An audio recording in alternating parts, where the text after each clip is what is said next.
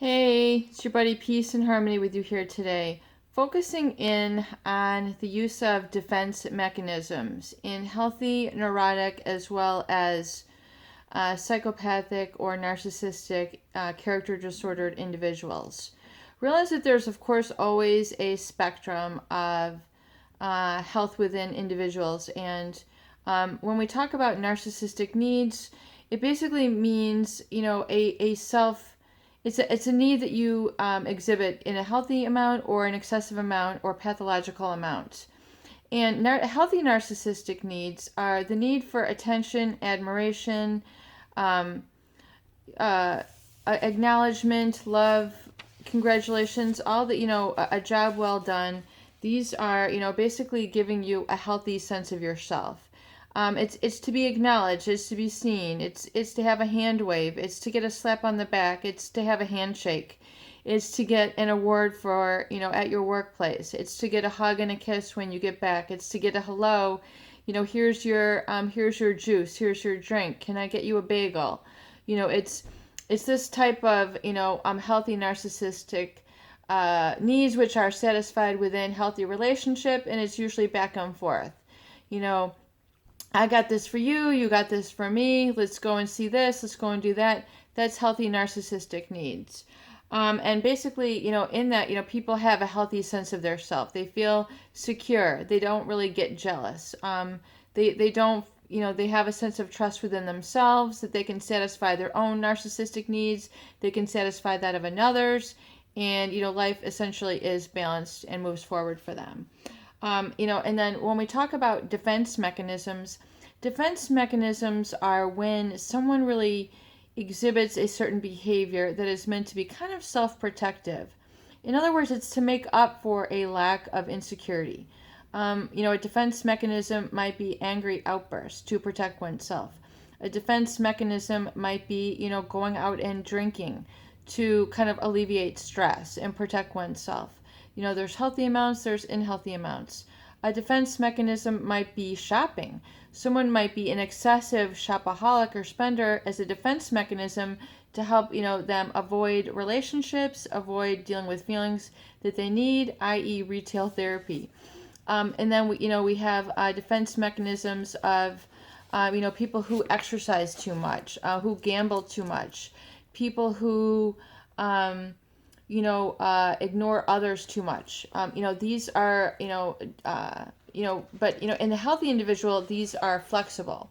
In other words, they can say, okay, I don't have to go gambling today, or I don't have to go drinking today, or I don't have to go drugging today.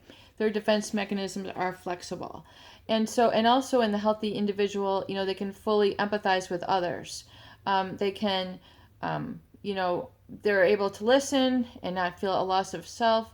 They're able to get where you're coming from and, give you a cheers, give you a ride on or give you a solution. And, they're able to have a balance of this in their awareness with others.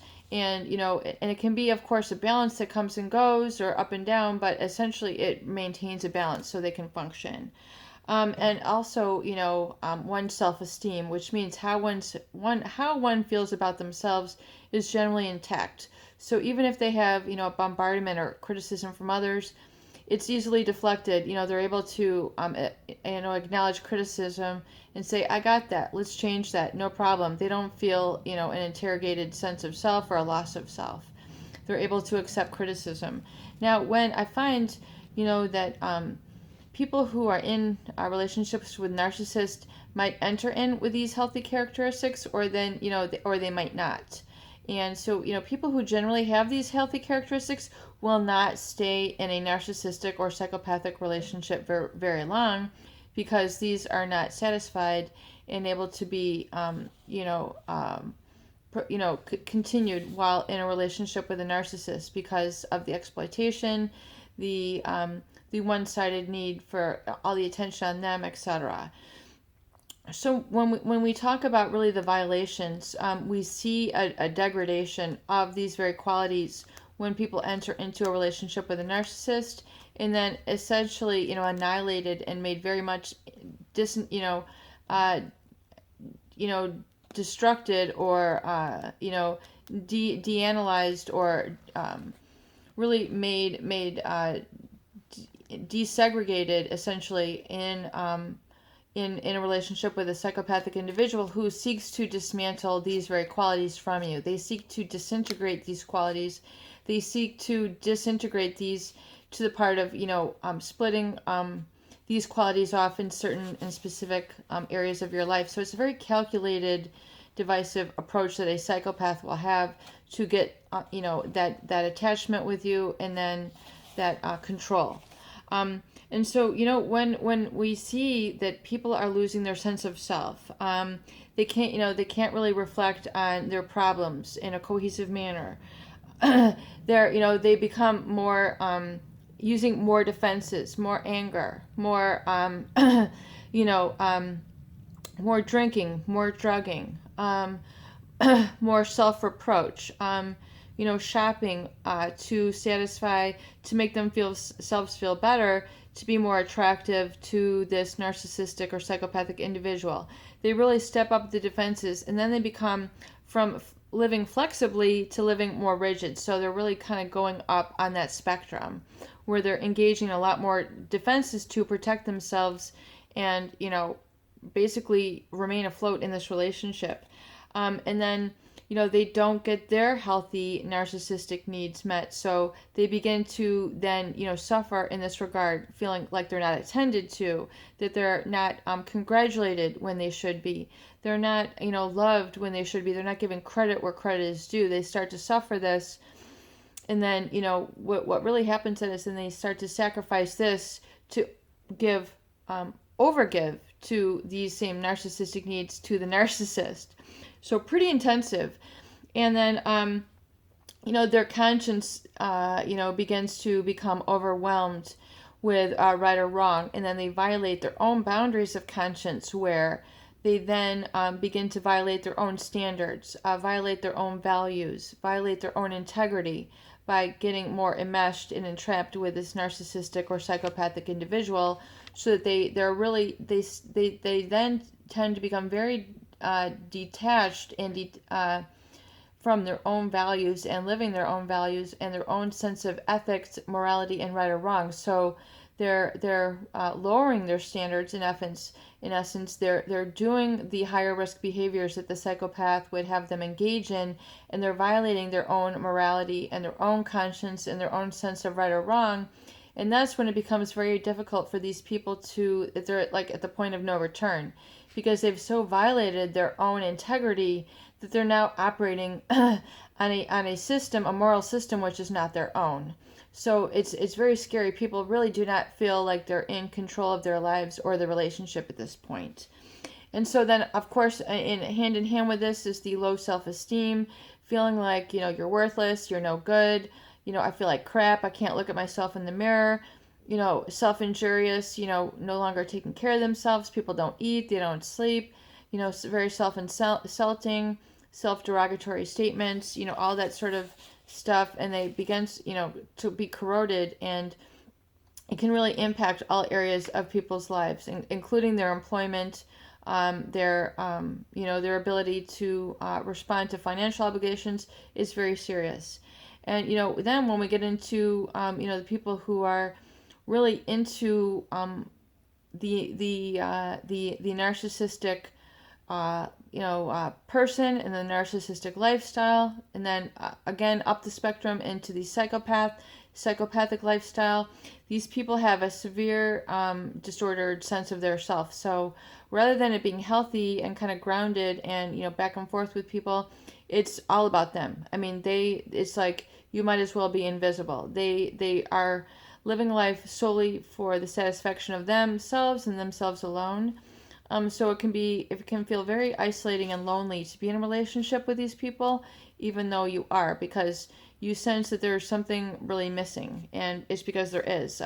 They do not have a capacity to, observe and acknowledge certain feelings, issues, experiences with you. So a lot of it is just being ignored, and then people tend to be so addicted to these people that they then become almost like a zombie, just, brainwashed by them, gaslighted, and attached and addicted So when we talk about addicted, we mean helplessly attached to them, almost like an alcoholic, where they have an insatiable need associated with them. And people then become, especially the narcissistic individuals, very, very rigid defense mechanisms. So they will go out and they will text others, as a form of self-defense.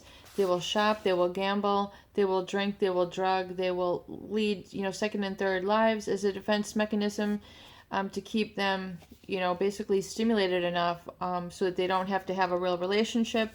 And they're very, if you try to confront them on this, you're going to get that narcissistic rage. So you have to be very cognizant that these people are very stuck and rigid in their ways, and they're not really able or going to change.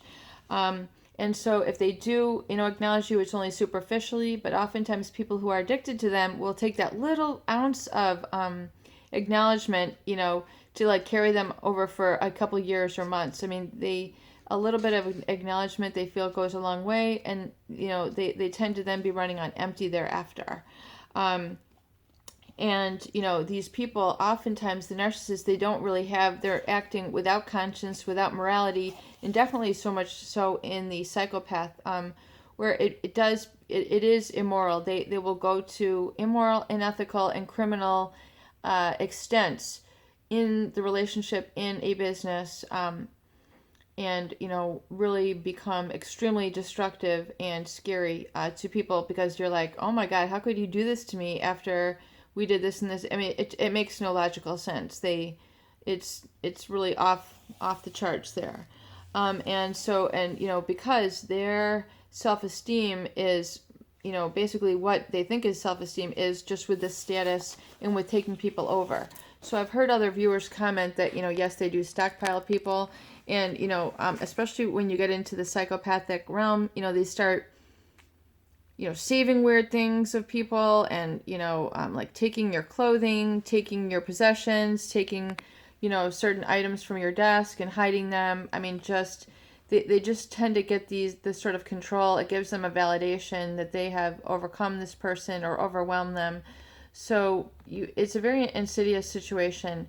So I hope this helps you see the spectrum of healthy to the unhealthy that we see in a narcissist or psychopathic relationship, and find yourself where you are in the spectrum, and then make progress within yourself to go become more healthy by identifying where those areas that you need to change, and become more flexible with yourself and self-loving, and really embracing the healthy narcissistic needs within yourself, and then finding and meeting others who can enjoy that part of life with you. Peace and harmony with you here today. Hope these videos do help. Please share and please subscribe for more great tools, videos, discussion, and support.